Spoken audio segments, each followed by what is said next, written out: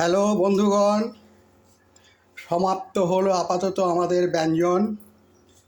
তাই তো আমি এখন ভিডিও শুরু করছি। এখন এটা আছে মাছের মুড়ো দিয়ে গাজর, বিট, বিনস, আলু, এটা দিয়ে একটা তরকারি।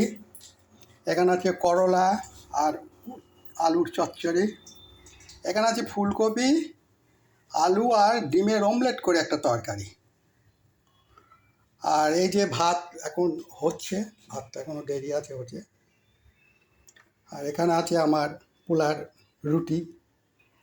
যা, পোড়া রুটিটাই দেখানো হয়ে গেল। এই যে রুটি পোড়েনি, ঠিক আছে। আচ্ছা, যাই হোক, আজকে আমাদের এই পর্যন্তই, রান্নাবান্না কমপ্লিট। আবার আগামীকাল তো শনিবার, নিরামিষ, দেখা যাক কালকে আবার কী করা যায়। তাহলে রাখি বন্ধু, সবাই ভালো থাকবেন, সুস্থ থাকবেন। আর ঠান্ডা গরমের থেকে কি বলবো, সাবধানে থাকবেন। নমস্কার।